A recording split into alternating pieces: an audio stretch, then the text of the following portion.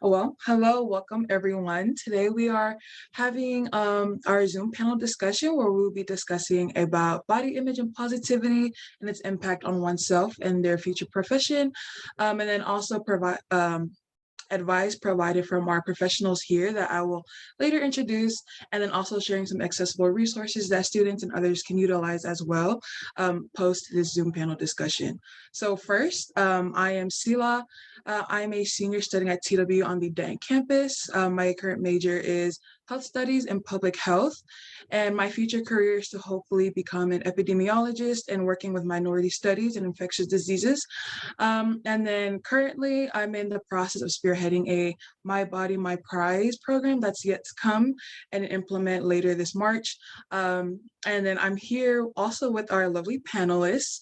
So here we have Dr. Amil, who is a licensed clinical psychologist with advanced training in health psychology and special interest in health promotion and the practice of decolonial and liberation theory in clinical practice.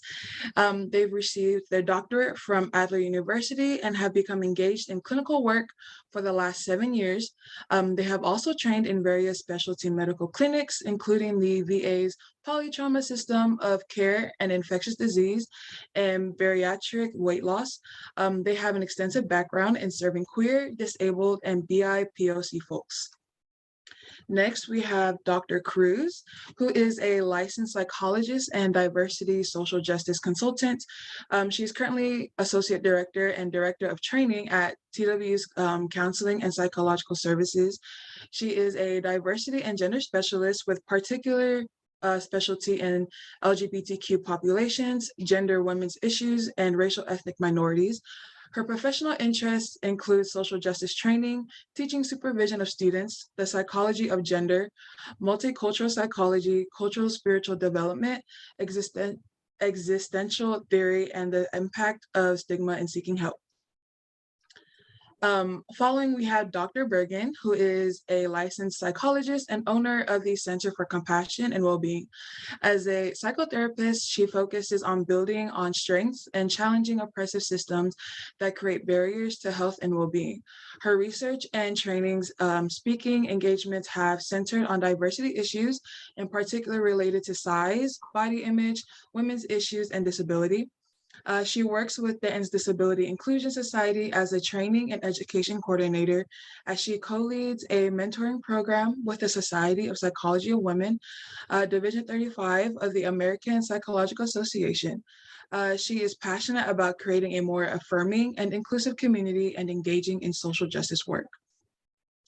And then here we also have Esosa, who is a virtual registered dietitian, nutritionist.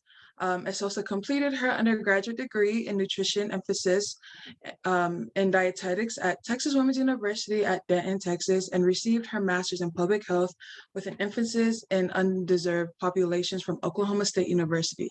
She is passionate about helping Black women break free from restrictive dieting, create a healthy relationship with food, and build generational health with a mindset-focused framework. Her nutrition philosophy is food should be enjoyed, not feared. A balanced diet is flexible and not perfect. After her clients graduate from her her coaching program, the Nourished Mindset Academy, they have a whole new mindset when it comes to their approach to good health and making empowered decisions in their food choices without guilt or shame. Esosa is dedicated to uplifting the Black community through educating culturally relevant nutrition and improving health outcomes to reduce health disparities. So with all of our lovely Zoom panelists, before we jump right into our discussion, what draws you all here today to converse about body image?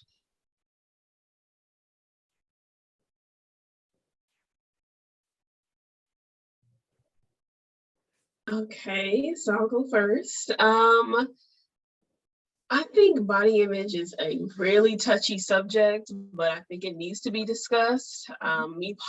Me personally, body positivity seems a little out of reach for a lot of folks I talk to. So I'm always, I come from the side of, okay, let's get back to body respect, and then we can build into body positivity.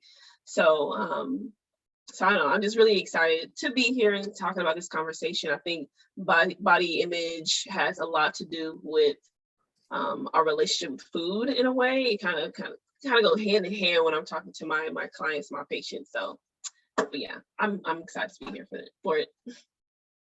Yeah, thanks, Esosa. I'll add a little bit to that. I love what you said about body respect, and how it shows that it's a process. And for me, for myself personally, but also for a lot of the people I've worked with over the years, is sort of an unpacking and having to really throw away all the messages and try to look at all the impact of our not only gender socialization, but which cultures. And we all know that most cultures use food to connect in many ways. Like, that is a very cross-cultural experience for the most part, although each of our cultures has our own spin on it, and all of that, and which is great. And those are positive factors to food that we don't want to throw away. So those are some of the conversations I like to have, is more like the intersections of different cultures and influences on how we think about ourselves.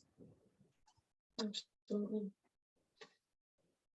I guess I'll jump in next. I agree, this can definitely be a touchy subject, something that even listening to our conversation today can bring up a lot of thoughts and feelings for our listeners about, your own relationship with your body. And it's a vulnerable conversation. And I think that's part of what brought me here as someone who identifies as a fat woman. I live in a larger body, and I have for a lot of years now.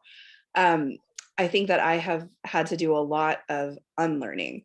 There's a Gloria Steinem quote about how the greatest thing for all of us as people is not to learn, but to unlearn.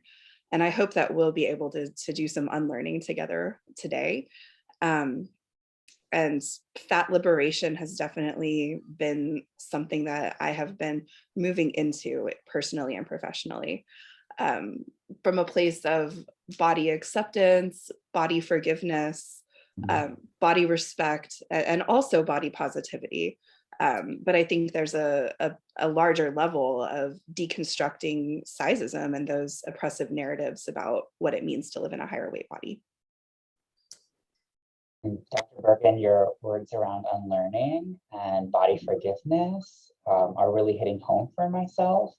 I think as someone who identifies as a trans non-binary person of color who comes from Indian Muslim immigrants, this idea around where do we learn food, but our bodies, like all the different constructions that happen, the different layers of cultural elements that really go into the messaging, and like, how do I experience congruence within myself?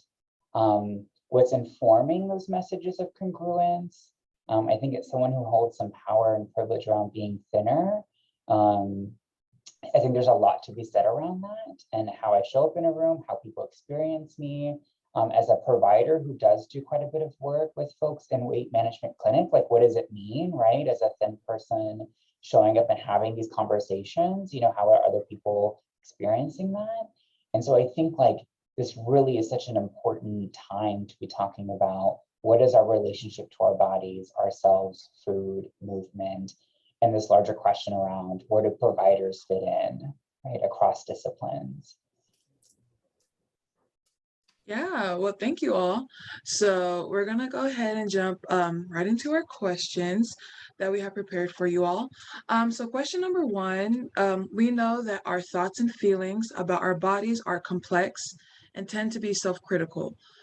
From your perspective, what influences an individual's beliefs about their body shape and size in terms of broad social and cultural factors?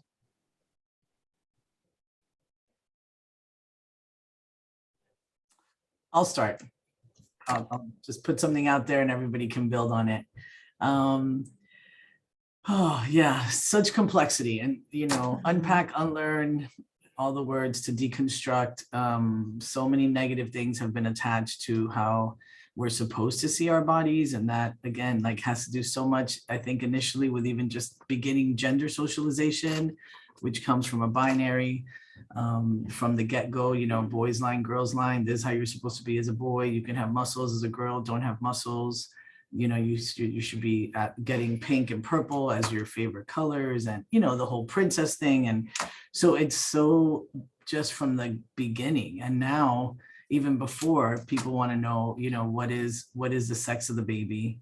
There's so many issues with this, of like already genderizing humans before they come into the world, and with that comes behaviors, like how you're supposed to be, right? And so, part of what I've seen working so long at a women's university, a predominantly women's university, and seeing mostly women my entire career, is such a negative relationship with their bodies, and how long it takes to remove like all of the layers of negativity of you're supposed to be a certain kind of way for other people really to consume.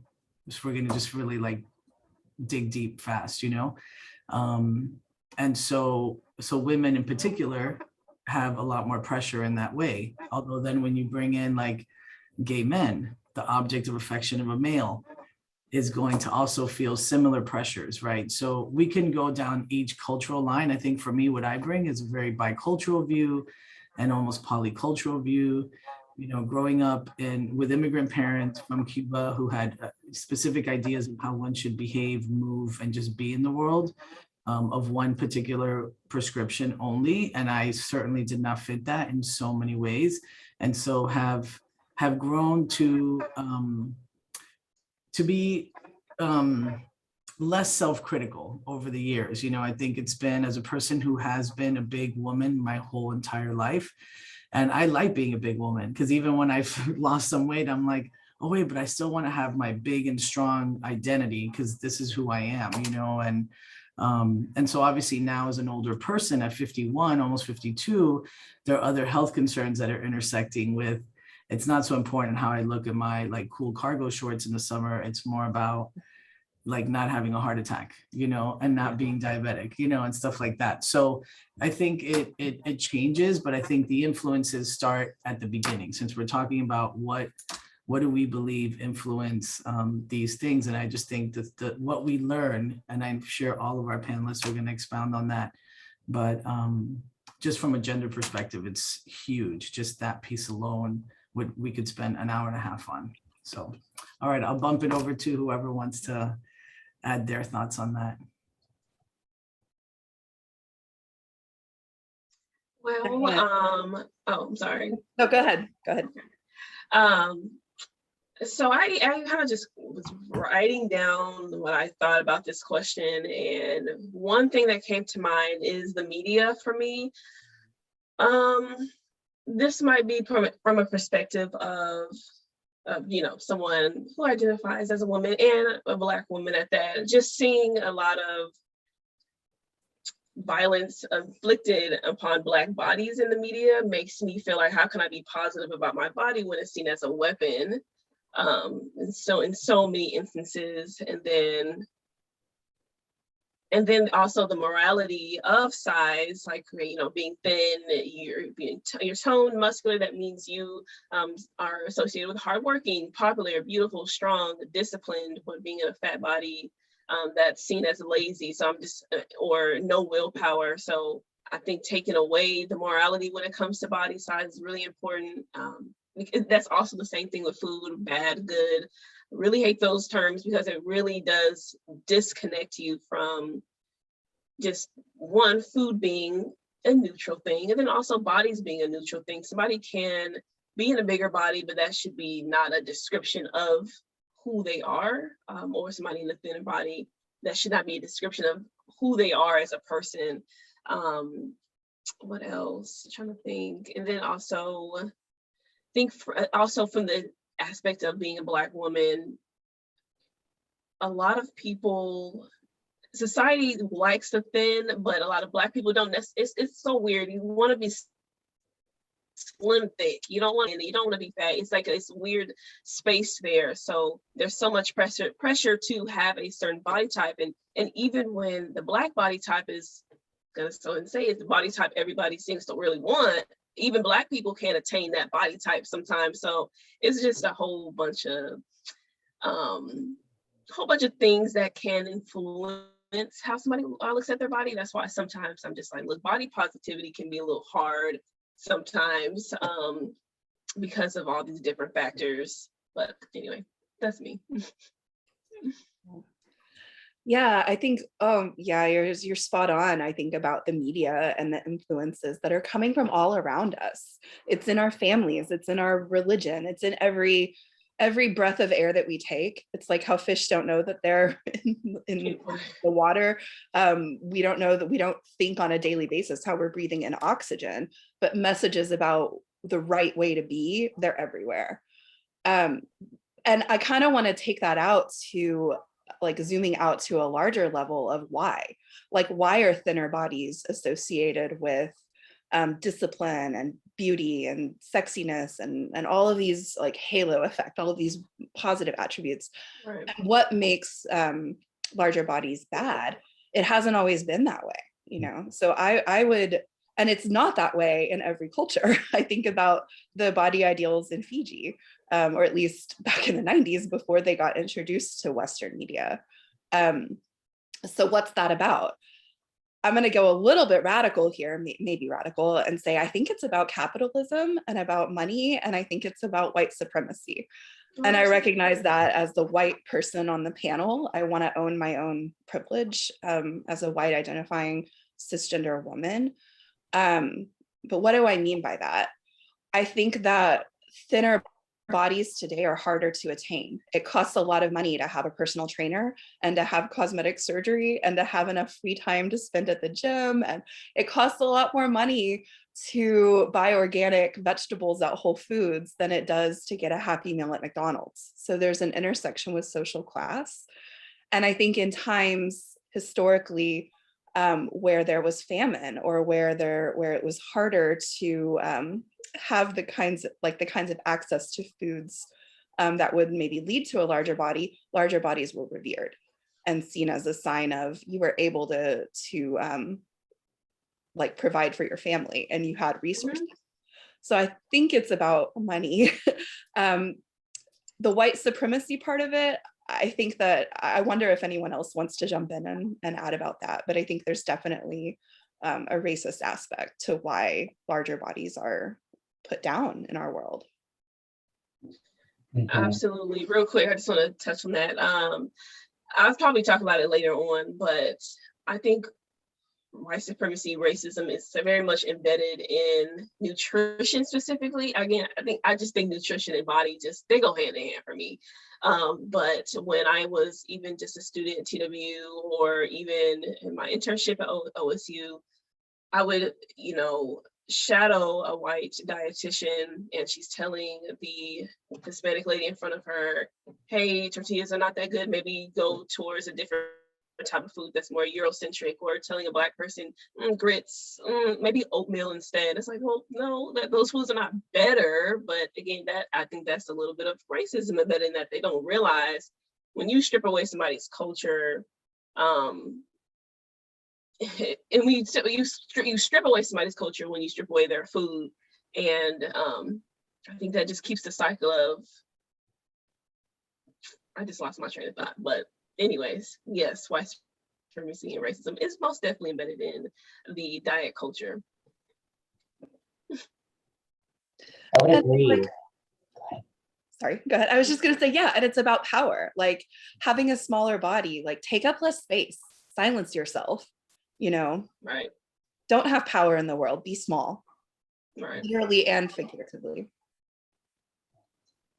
And if we think about the origins of like where we come up with measurements for like body wellness, right, or health measurements, it really was proponented by an insurance company, right? So this idea of like insurance companies getting to decide, which bodies they felt valuable enough to cover health expenses.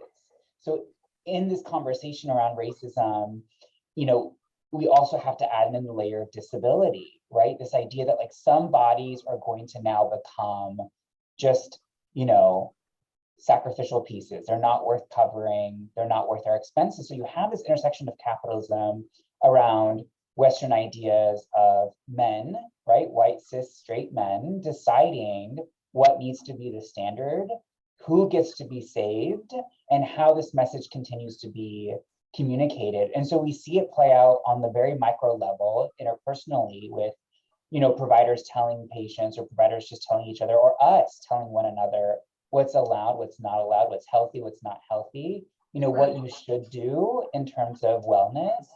And then you have it, right? Like on a more, you know, meso macro level of systems and structures dictating and informing what we think, right, are health standards, you know? So not just like in this idea of media, right, and fashion and beauty, but it really comes down to other things like access to food, access to movement, you know, like how many trans people get to access gyms, right? You know, like that's just not an option for a lot of people.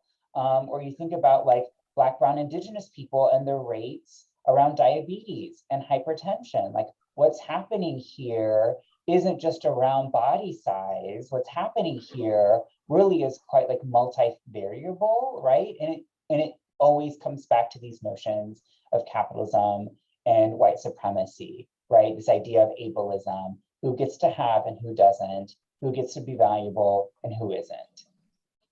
But it's, this gets my blood pressure up, but it's easier to blame individuals than systems. And it makes more money for the diet industry, the bariatric industry, the health and wellness industry.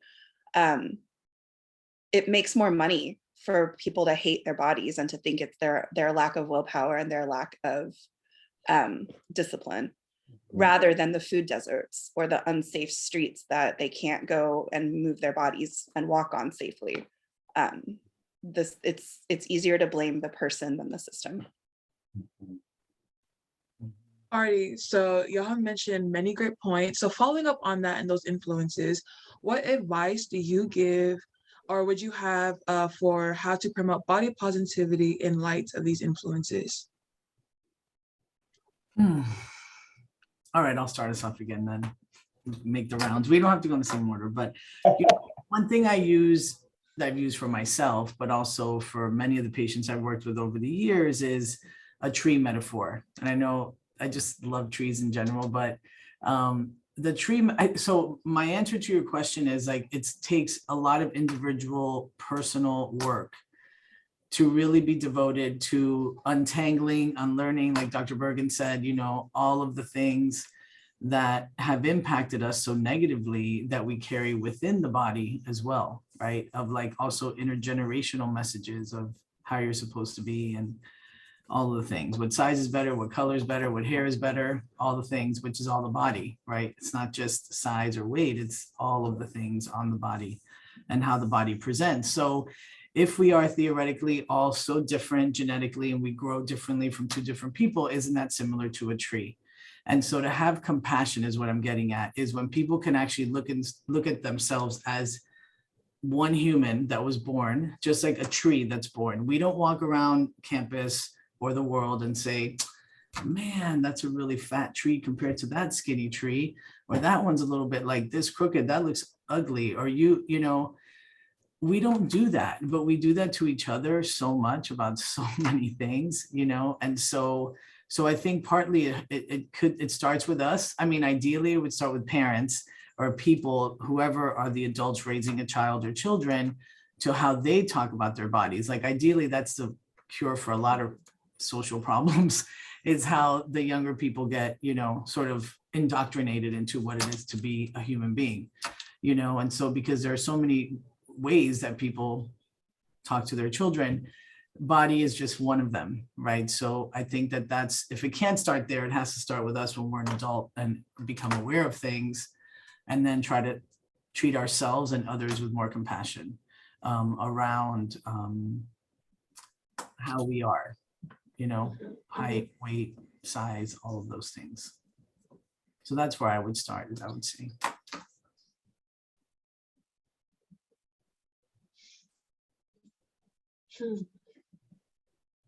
I love that metaphor of like the tree.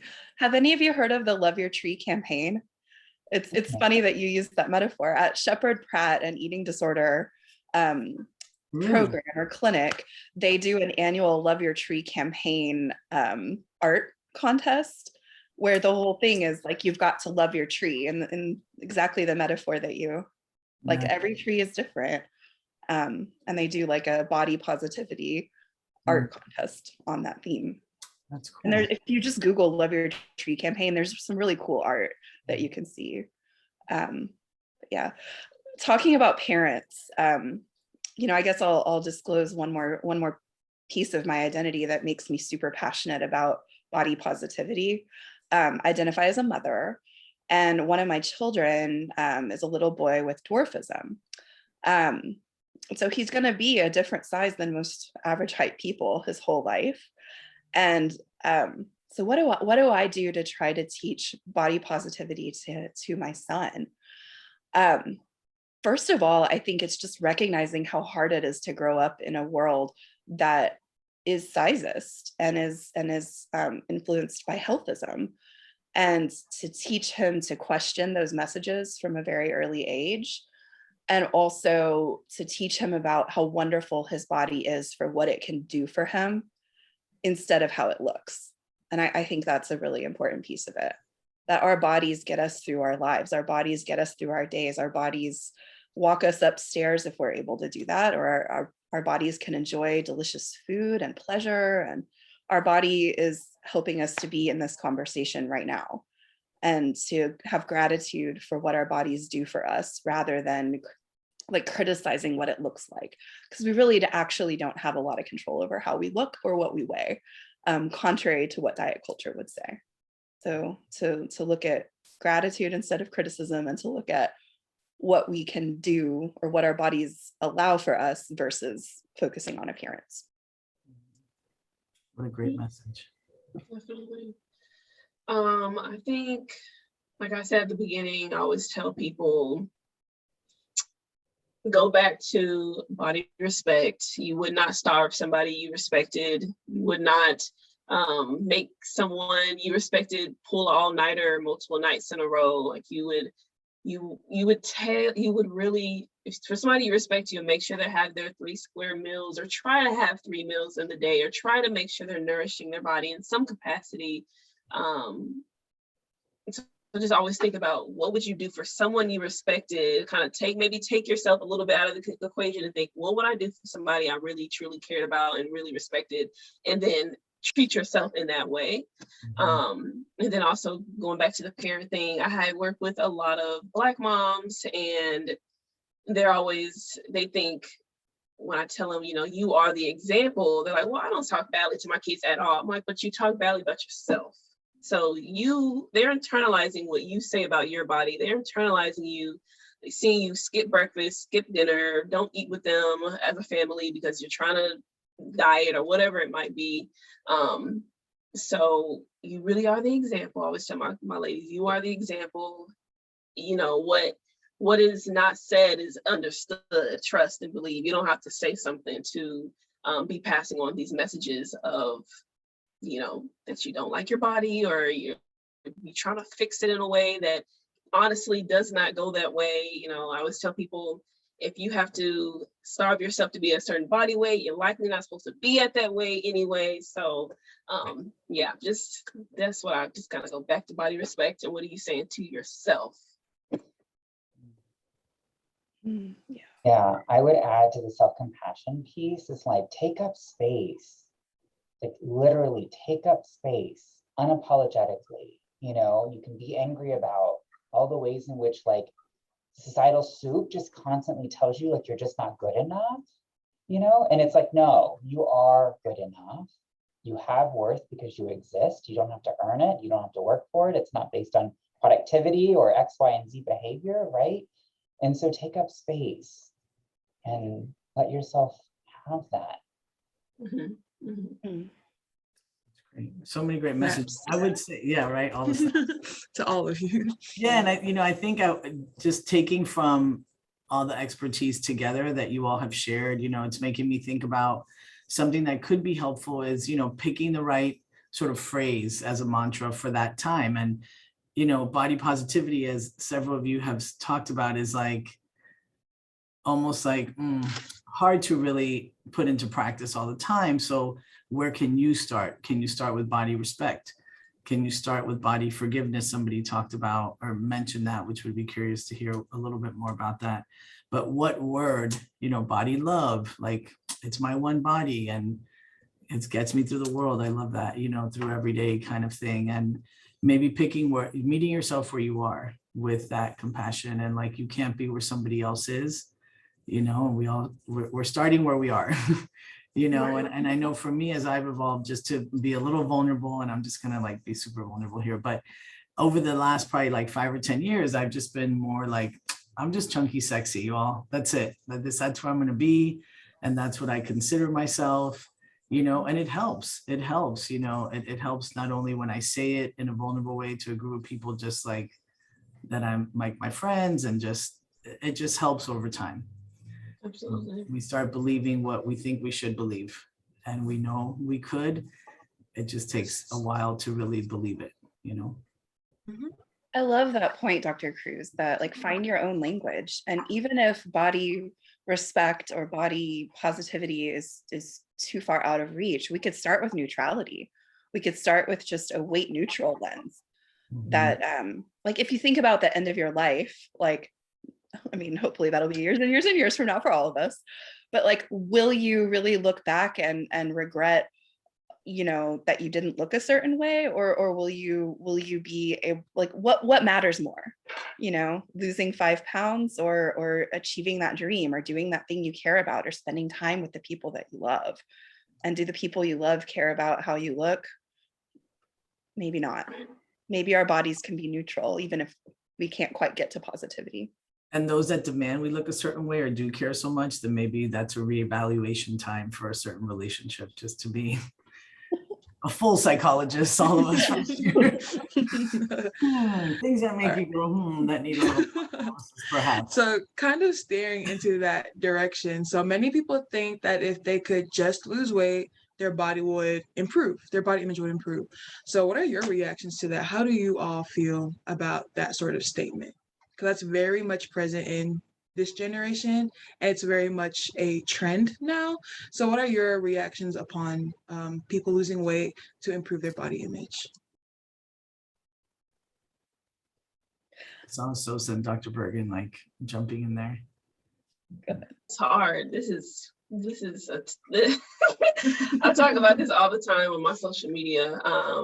So in my program, I as a dietitian, a lot of people think, oh, you're just here to help people lose weight. That's it. No, like I'm always saying, while I'm all about long-term weight loss, if that's your goal, I'm not here for the short-term solutions whatsoever. I'm here to make sure that you have a better relationship with food. I'm here to make sure that you are confident in your food choices, all those things. And I try to remind people that confidence is not a look, it's truly an attitude. Like, it's an attitude. So you can almost fake it till you make it with confidence, and then you start to maybe even feel it a little bit like it's really naturally you.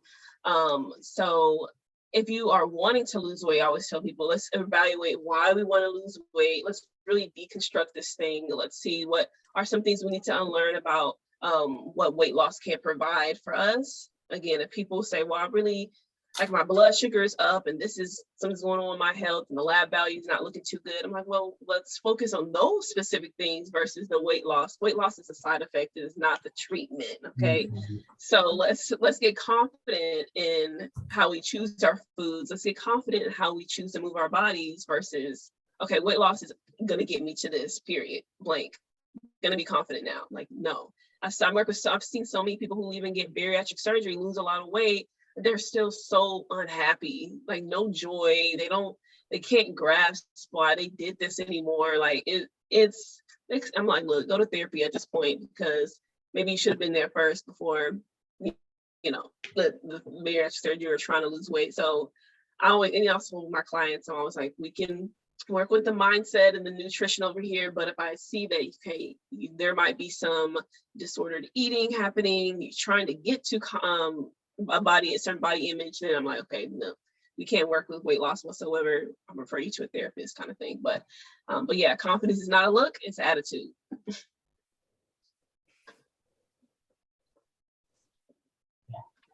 I always want to ask, like, why? What are we hoping to win here? Like, what is it we're trying to accomplish in the weight loss? Every time folks come, generally for like insurance companies require some sort of psychological evaluation if you want a bariatric surgery. And so frequently I'm there in that position, and I'm always wondering, and I'm always asking, like, what are we hoping to accomplish, right? And I hear over and again these stories around not feeling self-conscious, that moment in the restaurant where you have to ask for a table, not a booth, the moments where like you can order what you want to order and not feel guilty about it, moments where you no longer have mom, dad, sister, family member, chosen family member saying and speaking comments about your size, providers telling you about, you know, what else you can do to be healthier, right? And it always goes back to these other moments that aren't about the person, you know? They're like, oh, I want to lose the weight because of X, and X is rarely ever because, like, that's what I want to do for me, right? Right. And I always think about those relationships, and it's like, let's start here then.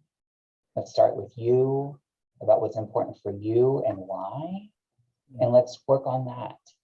You know, those pieces that start from within.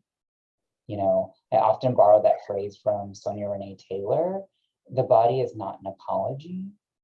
You know, I'm often quoting her stuff and thinking about her stuff. And I, you know, and I think about that too, like within myself, right? Again, like as someone who's thinner, right, has a history of engaged in quite a lot of restrictive eating. I think about that. You know, as someone who's disabled, I think about that, right? The amount of work that, like grief, right? And I think this forgiveness piece has come up already, and I just think about that, right? Like how much I have to do to like mourn the time and energy I spent trying to do for others, or be for others, or be for something that I thought was going to carry me forward, and it doesn't, right? And it doesn't because it didn't start from within. Mm-hmm. And it's so seductive, right? Like I'm a like fiercely fat positive and like fat liberation, and like I use the word fat because I have pride in this identity. I find strength in this part of myself. I'm going to celebrate it. And yet I've been there too. Like, oh, if I just lost 10 pounds, maybe I'd be more confident, or maybe I'd be happier, or like I think it's so seductive for a lot of reasons. On one hand, I think it can be about control. Like it's easier for me to focus on or for a person to focus on counting calories or doing other kinds of behaviors to lose that 5 pounds than it is to work on a really problematic marriage, or to work on, you know, that you're really unhappy in your job or your choice of major, or other really big things that are maybe more complicated. I think the other piece of it is about scarcity, being in a scarcity mindset. That US culture, like white Western culture, is really big on never good enough. You can never be thin enough, pretty enough, rich enough. Like if I get another degree, if I make 5,000, 10,000, 100,000 more dollars, if this, then I'll be happy. Size is just another one of those things. But the problem is the line moves. You lose that 5 pounds. Well, I'm still not happy. I guess I need to lose 5 more pounds. But it's not just about size. It's just part of our culture that we're never actually enough. And I think the other piece of that, oh gosh, I lost my train of thought, but I want to get into this later about like that diets don't work. So the question was, what was the question again? It was, what advice would you give to people who are thinking that if I lose weight, my body image would be more positive? Okay, so the number one piece of advice I would give around that is look into the research, that actually losing weight makes you gain weight. That anyone, and this is dating back to the 1950s, so I don't know why this like is such a big secret, but the truth is that there's not a single research study out there that shows that any kind of weight loss, bariatric surgery included, is actually effective. Studies that do show that are only looking at the short term, which is true.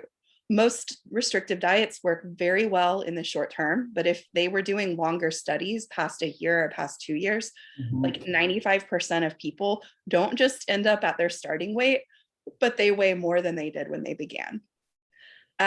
The 5-ish% of people that are able to maintain long-term weight loss How do they do that? This hit me like real hard when I read about this, like a punch in the gut. Well, those people just live in constant starvation, and they live constantly monitoring and counting calories and constantly in a place of deprivation. And that doesn't sound like a very good way to live to me. And I would add to Dr. Bergen's piece around the research is that folks who go through like chronic weight cycling, so this pattern of like dieting and then regaining, dieting and regaining, right? That actually like the weight cycling we've seen over longitudinal studies have worse health outcomes, right? Because it increases like autonomic systems, right? It increases like threat responses, stress responses, it increases inflammation. So like you actually, the things you're trying to prevent, right? Like early heart disease and, you know, early death, right? Actually, you're setting yourself up for it, right? Because this chronic thing you're doing to your body is actually moving you closer, right, towards worse health outcomes. Right. Exactly. And again, it's part of the secret. And I don't, it's just interesting, right, that we continue regurgitating this thing without ever actually asking, like, wait a minute, where is this coming from or why? You know, does it actually make sense? Well, it goes back to money. Like the diet industry and weight loss industry is big bucks. Yeah. I have a question that's coming, like for the three of you who have, you know, more professional expertise. I'm curious about then, what do you say to the person, and I shared some of this in my first intro, of like the reality of every provider and also everything saying, I have to lose, let's say, another 30 pounds, right? In order to not have hypertension, in order to not be pre-diabetic.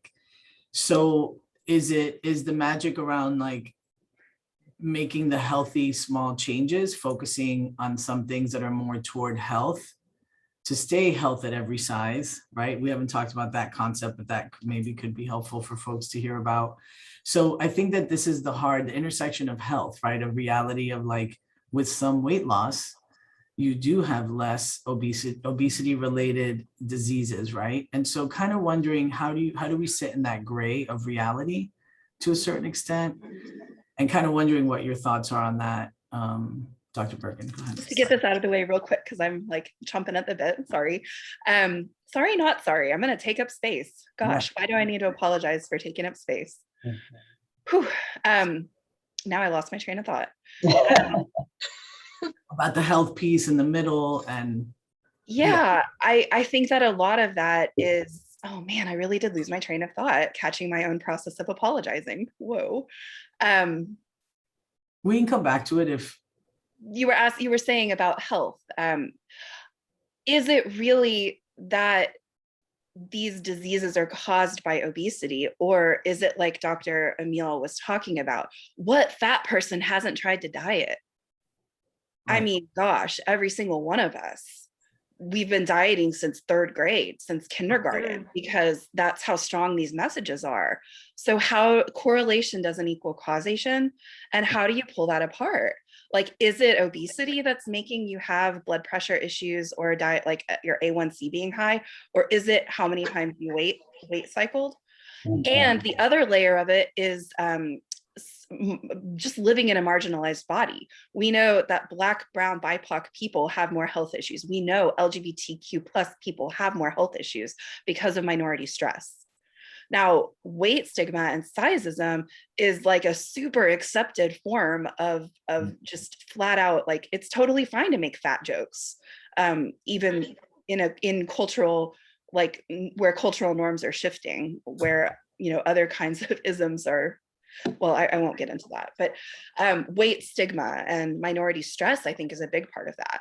And how do you know, like, how do we tease apart how much of the health issues are because of actually being fat, or because you've been discriminated about being fat? And less access, and then it, like all the things, being afraid to go to practitioners because they've been discriminatory. Thank you for that. Yeah. Absolutely. And even just to add on to that, a lot of, even in the Black community, because again, being Black, I work with a lot of Black folks. So much of this is so internalized, and it's so hard to tell them, like, try to break it down that your weight is not like the reason why you're maybe pre-diabetic. It's It's you skipping meals and your insulin is now off. It's you now, you didn't have, your grocery store is 30 miles away. You haven't even been in 3 days or, you know, a whole week or whatever it might be. You keep going to the corner store that's a little closer to you, or you're the sole provider of 7 people in your home and you're stressed out the wahoo. So, I mean, that is a huge reason why your blood pressure might be up right now. Not just, oh, my doctor said I need to lose 30 pounds to get off the medication. First of all, medication is not terrible. I think a lot of people, that's another thing. A lot of people always like, well, the medication is the reason why. Well, it's just a lot to unpack for Black people, because again, it has been internalized that it is the specific weight that's the issue and not actually what's the environment, what are the specific behaviors. And like you all were saying, going to a doctor, probably talk about the end, going to a doctor and they keep telling you to lose weight, you start internalizing that. You want to lose the weight because that's the key to better health, and it's really not. It's weight loss is the side effect. If it's for you, it's going to be for you. Just let it happen. But let's work on the actual health behaviors that matter. Let's work on your actual environment. Let's work on the community that you keep or whatever it might be. And so speaking on that, what might we all consider to better balance body acceptance with health and wellness? One thought that I have with that question is about movement. And I know we've said that word a few times. And so one thing I integrated several years ago into, let's say, like first appointment for somebody coming into therapy, along with many questions, is just how do you integrate movement into your life? Right. So it keeps it not like how many times you go to the gym every week, that kind of thing. What are you lifting? What's your deadlift PR right now? Right. It's not about that. Although for some people that may be a fun way to get involved. But the main thing is we know that your body needs the blood to move 20 to 30 minutes a day. 30 minutes is ideal. But, even if it's just like walk. So I think that's the piece that I think about is a self-analysis again of like, along with everything we've been talking about is the analysis of like, what do I have inside? What thoughts do I have about my body? But then thinking about how can you integrate movement 30 minutes a day? And not from a place of because you have to lose weight or because of this or that, or you're trying to build muscle. It's just around human beings need to move, a little bit more. And especially given capitalism and sort of some of the stuff we've been talking about is we're all in the, every day work. And then it's like computer, and then, oh, I gotta go home and do all the other things now for everybody else. And it's like, there's not a lot of time. So so that's what it makes me in terms of better balance, even emotionally, is around integrating some of the emotional stuff, but also what physically can we change if that would be beneficial to our bodies. Add like a whole lot of mindfulness to this process.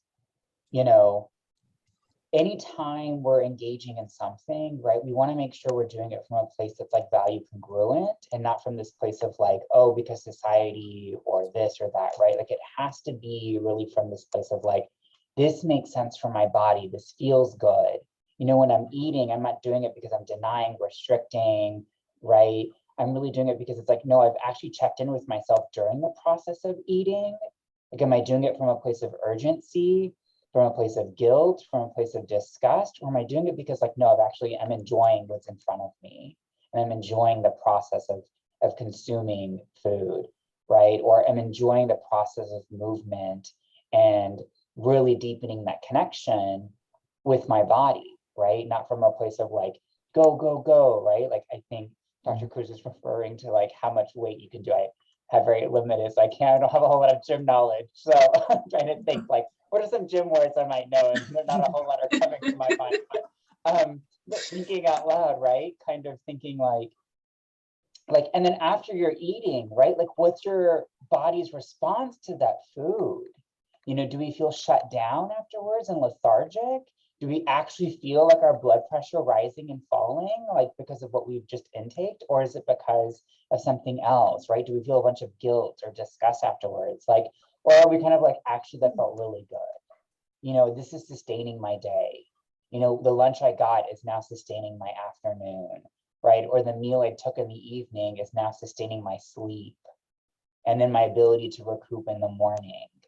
You know, like these are the pieces that I think about that I think are really important to wellness.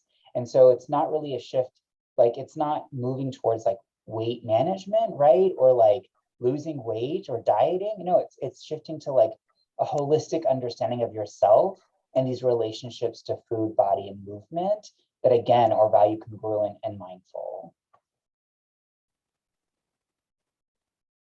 It's like a breath of fresh air to hear your words, Dr. Amil. Yeah. Mhm. I hear concepts of intuitive eating in that.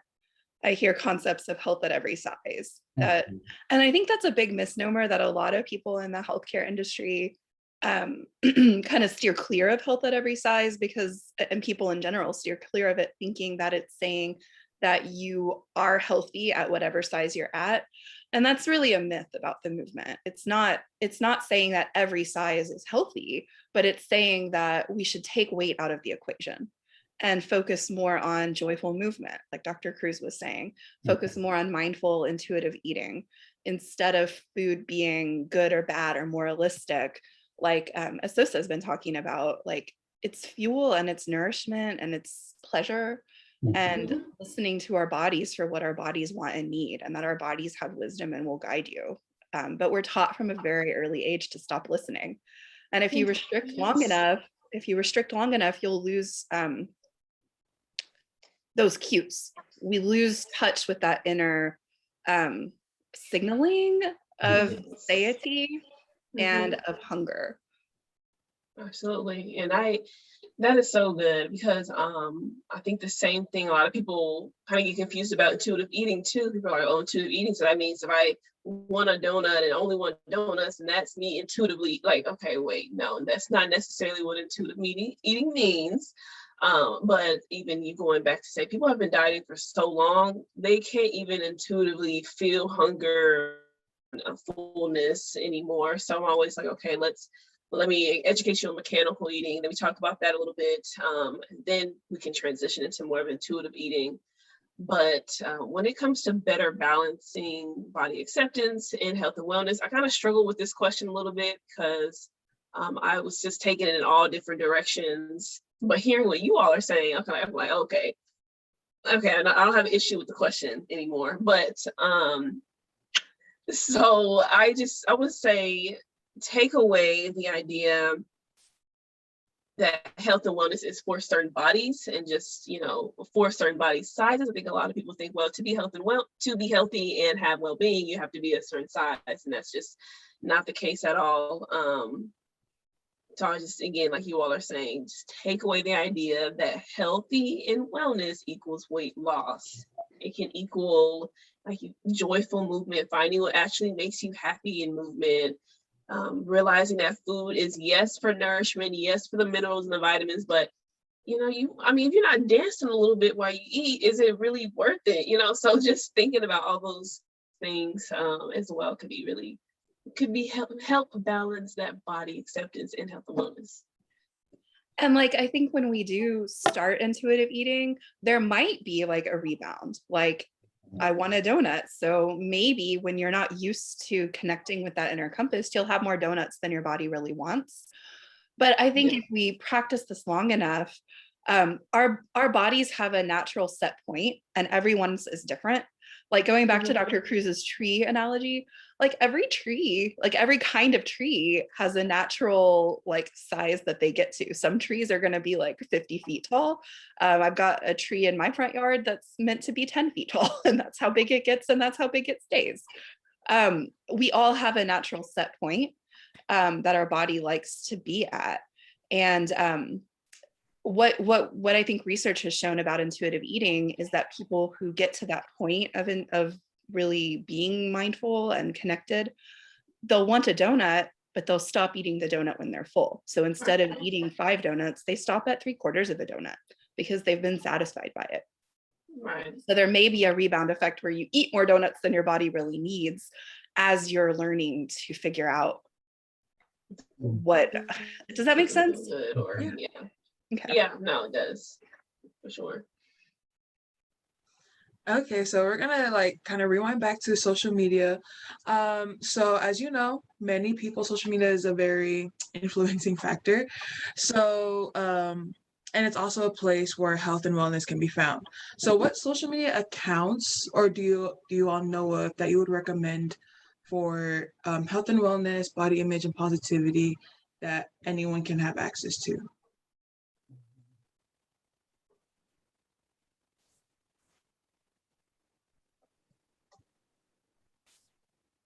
I think there are two that stick out for me, and the first one is like decolonizing fitness.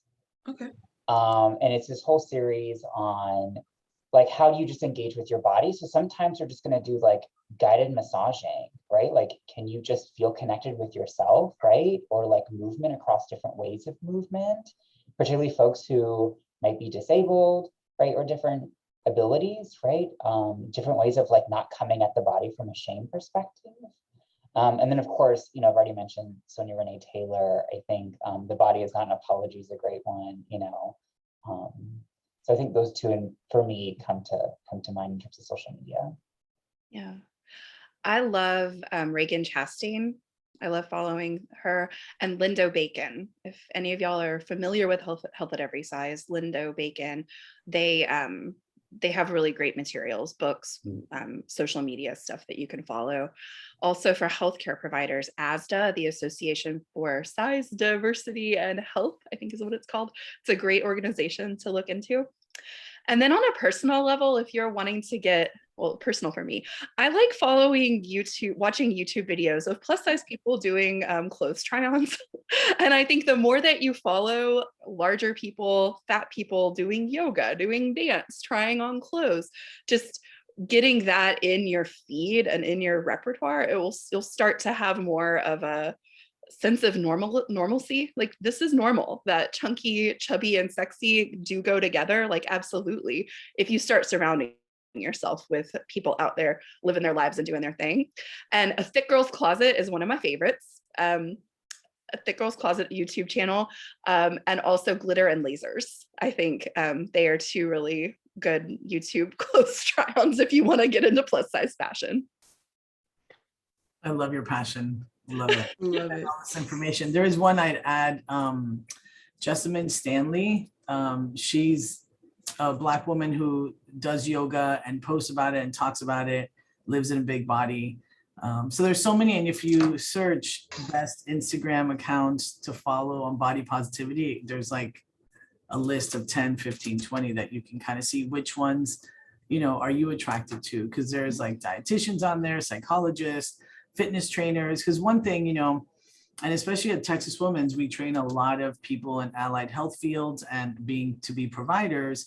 And I think it's really important because I know that especially in cultures of, you know, fitness and personal training, there's a lot of work to be done in that undoing and what shame we bring to our interactions with patients and athletes or whoever we're working with. So it's really important, if you're studying to be a person that works with people, is not only to study what you believe about bodies, but to study yourself, about what you think about race and sexual orientation and people who are different than you, especially if you are sort of have more privileged identities. I think it's imperative when we are providers. If you're not, that's a whole different story in some ways. Obviously, I believe every human should be, you know, looking at themselves and their impact on the world, and especially on relationships with other people. And so I would say to those studying something, whether that's social work, physical therapy, speech pathology, psychology, nursing, all these are healers, helpers, and givers, you know, that are with people. I think it's really important that you don't bring shame into those relationships because of what you have internalized about how bodies should be and what bodies should look like. So that would be something I wanted to share from an academic perspective. Let's see, I am going to shamelessly plug my social media here. It's melanin_poppin RDN, and on my platform, I truly try to help people change their mindset when it comes to health and wellness. Again, taking away the need to be a certain body size to claim that you are in now I'm health and now I'm wellness. Now a lot of people think, again, it's dieting, it's restricting, and it's not. I really help people understand that their culture of food it is healthy as well. Let's see, I also love Food Science Babe. She is a food scientist, and she'll literally stitch videos of, again, people claiming to be in this health and wellness space, looking at food labels and reading off ingredients that are quote unquote toxic or unhealthy. And she totally breaks it down and helps people understand those scientific words on the label and let them understand, like, this is just glucose, or this is just the scientific name for vitamin E, or whatever it might be. Because a lot of people, like, if you don't, there's like a trend, if you can't understand what's said on the food label, then you shouldn't be eating it. It's like, no, not everybody has the education background to know that these words are scientific. You don't just see carb on a food label, like it's going to give you the scientific breakdown of the molecule of what is actually in that food. So really enjoy her social media. Oh, that all sounds cool. Okay, so we're gonna wrap up with this one last question. This one's gearing more towards students and their future careers.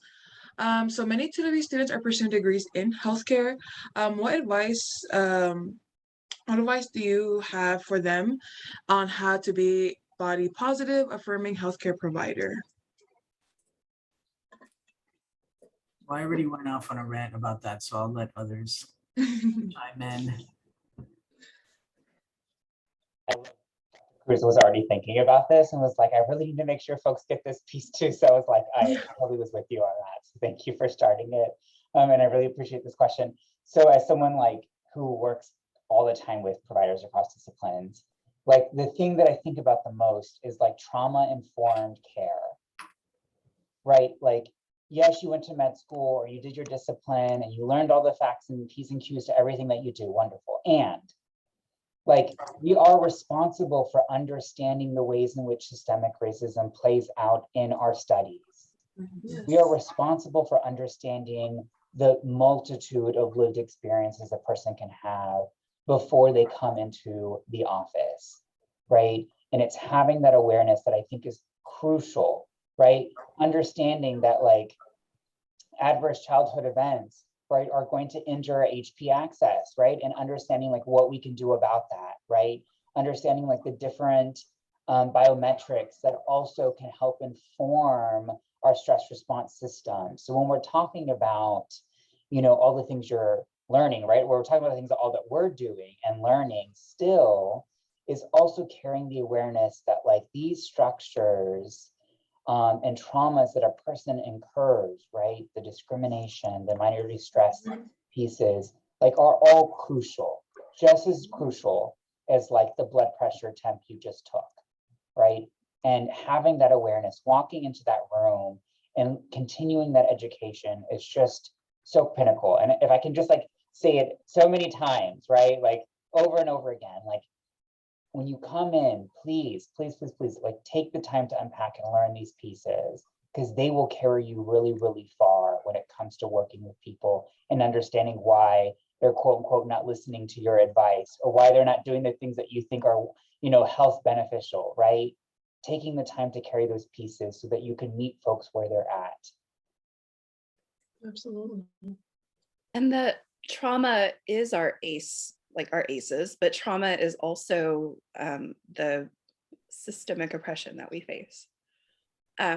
So with size and wellness, I think about getting educated on sizeism and all of the intersecting isms that go with that, like ableism and healthism, which is something we didn't talk about yet today. It's the idea that having health is inherently you're more worthy than not having health, and that's inherently ableist.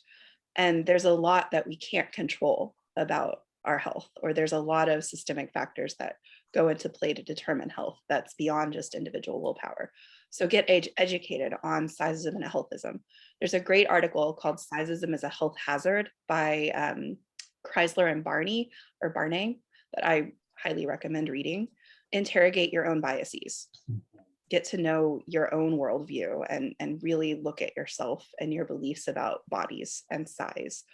And that fear of fat that most people have.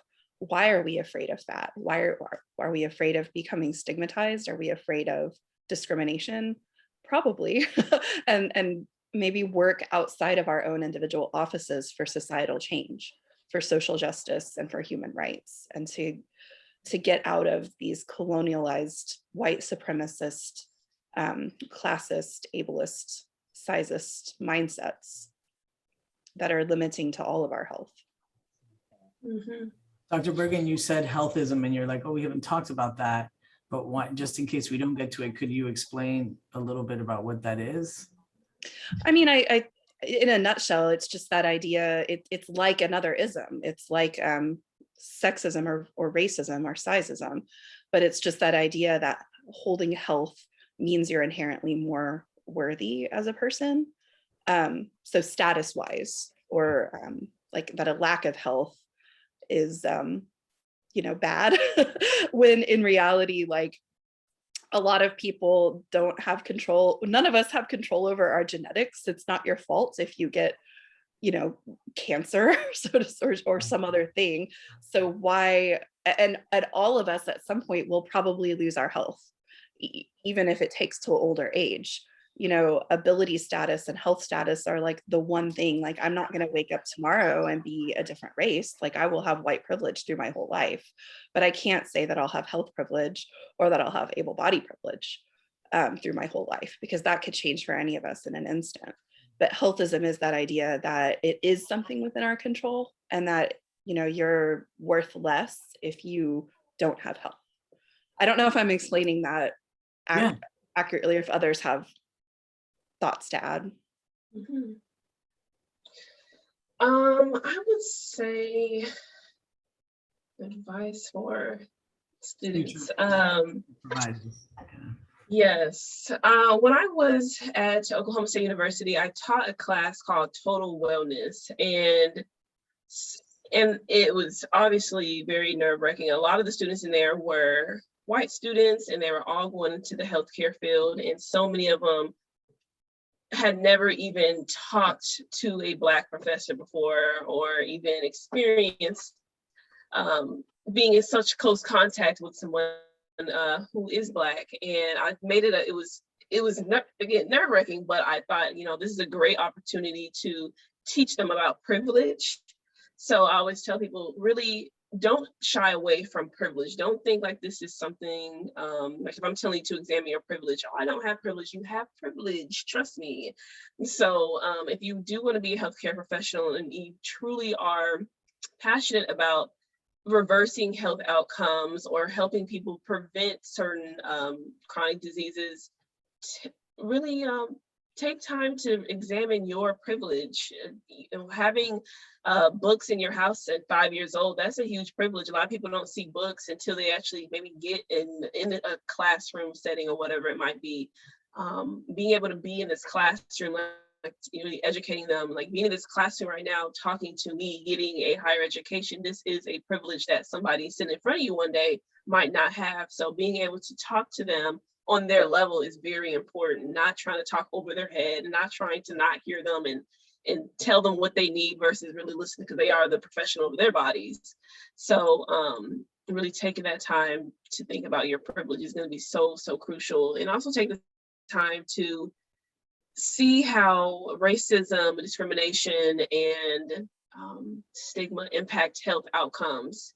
I was also talking to another student, well, actually it was so many student patients who are telling me like, oh, they're pregnant and they're scared of weight gain. And it's just so funny, like when the mortality of Black women, maternal mortality of Black women is just skyrocketing. I'm like, I'm scared of dying. Okay, so you're talking to somebody who is, again, a Black person, a Black woman, or a person of color, and you're, when they're pregnant, I'm trying to think, what's a gynecologist or whoever, you're that one day, and they're pregnant and they're nervous. Like, let's not always talk about, let's keep you in a certain BMI category so they don't go too high. Maybe talk to them how they can talk to their provider one day when they're about to give birth and know exactly what to say to them if they're having an issue, or advocate for themselves, So that kind of thing, just be aware that there's more to health than just weight. There's more to health than just what you read in the book. So yeah. Alrighty, well, thank you all for that. So I know that was your last question, and I'll start to go ahead and wrap things up. But before I do, and kind of summarize what we've all discussed, is there any final thoughts that you all, that any of you all have or would like to share about anything maybe I have asked or didn't have mentioned that you all want to take this time to fulfill?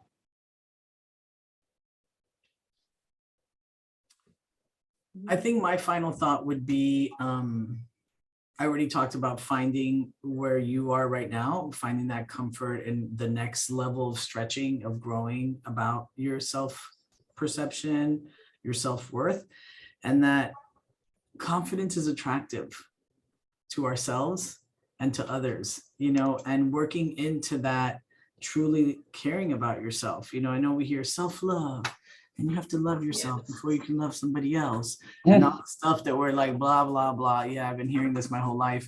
Well, there's a reason why you've been hearing your whole life. And it is important to really care about yourself. So even if we don't push it to love right now, to care about yourself, and that when we are confident, it doesn't have to be because we're 6 pounds less, right? It's because we care about who we are. So that's what I would say is, you know, finding that self, that care for self, and confidence in what you bring to whatever space you're in, you know, growing into that. So right, that's what I would share. I think I would definitely echo the things that you said. Something I didn't even mention, though, I wanted to mention, forgot, was my fellow TW folks who are going to be public health professionals or in the medical field. For some reason, I think dietitians are kind of sometimes left out of the equation. So I'm always advocating for doctors, PAs, nurse practitioners, make sure you are referring to a registered dietitian. I think that helps them get the nutrition education they need, the accountability, the support they need, versus telling them cut carbs, keto, some other diet, keeping them in this chronic dieting loop, doing the exact opposite of what you think you're doing for their health, really damaging their body image, damaging any possibility of getting to body positivity, or prolonging it, I should say. So yeah, remember, dietitian is also in the realm of health, specifically the professionals of nutrition. Yeah.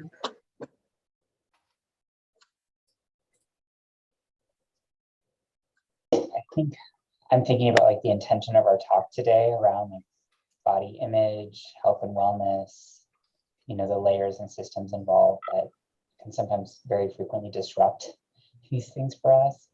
And I'm going to a place of like self-compassion again. And several folks have like talked about that. And I think starting there, you know, this is a process, and the idea of holding on to good enough will continue to get disrupted, you know, in so many different ways. And so starting from a place of self-compassion can be really helpful, right? To holding on to good enough, regardless of what's disrupting that or telling you it's not possible for you, you know, especially within light of today's conversation.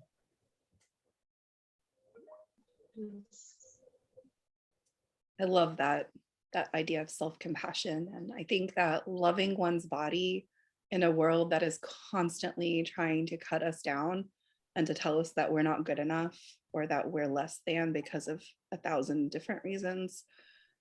Loving oneself is a radical act, and